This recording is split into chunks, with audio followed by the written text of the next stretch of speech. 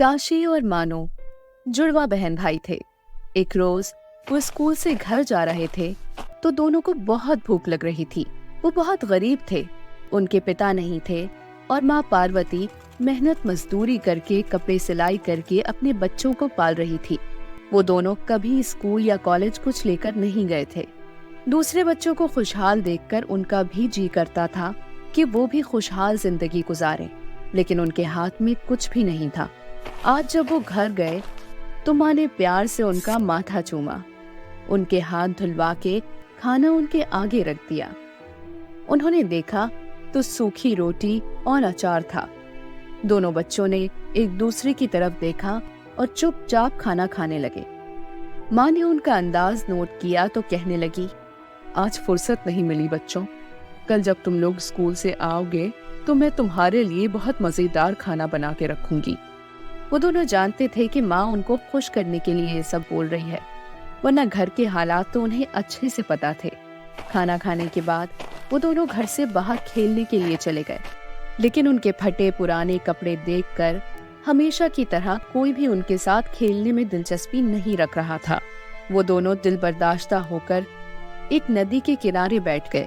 दोनों बहुत ज्यादा उदास थे। तभी एक तितली उनके सामने एक फूल पर आकर बैठ गई। मानो ने तितली को देखा और अफसुर्दा लहजे में काशी से कहने लगी, काशी, क्या हम सारी जिंदगी ऐसे ही गरीब रहेंगे?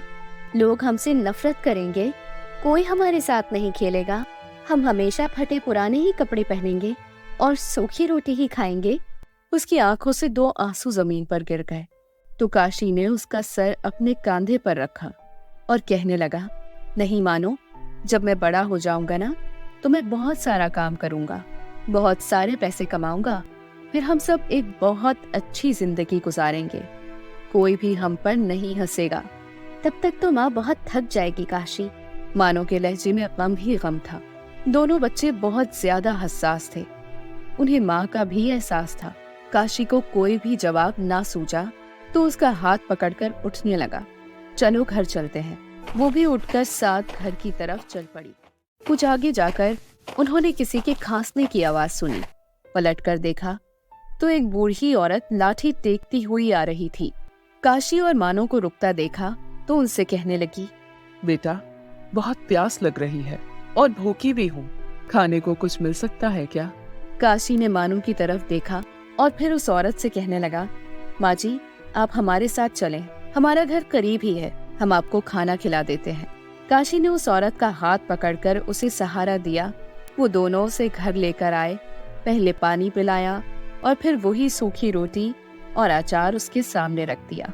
तो पार्वती शर्मिंदगी से बोली, माँ जी, घर में खाने के लिए यही है बस।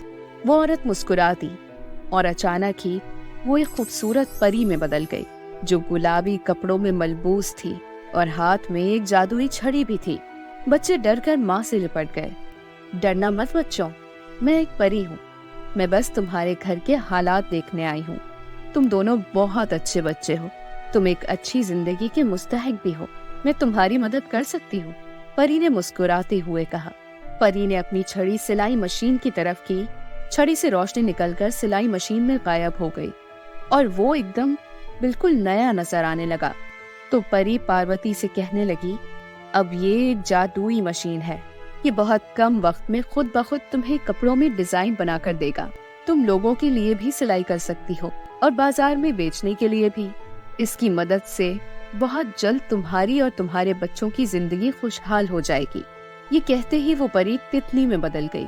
तो मानो और काशी खुशी से झूम उठे। बहुत बहुत धन्यवाद गुलाबी परी। ये सुनकर वो तितली वहां से उड़ गई। वो सब बहुत खुश थे। पार्वती के पास लोगों के जो कपड़े सिलने के लिए आए हुए पड़े थे वो एक ही दिन में सिल गए, जो कि लोगों को बहुत ज्यादा अच्छे लगे। अब लोग ज्यादा से ज्यादा काम उन्हें देने लगे। कुछ पैसे कमाने के बाद पार्वती ने बाजार से कुछ कपड़ा खरीदा और उससे अलग अलग डिजाइन के कपड़े सीकर दोनों बच्चों को साथ लेकर वो कपड़े बाजार में बेचने के लिए गई, जो मुंह मांगे दामों हाथों हाथ बिक गए और उसकी डिमांड भी बढ़ने लगी। थोड़ा ही वक्त गुजरा था जब उनकी जिंदगी बिल्कुल ही बदल गई। अब वो लोग भी एक खुशहाल जिंदगी गुजारने लगे थे। दोनों बच्चों के पास नए कपड़े आ गए थे, घर की मरम्मत हो गई थी, उनकी पसंद के खिलौने, उनकी पसंद का खाना, ये सब अब उनको मयस्सर था।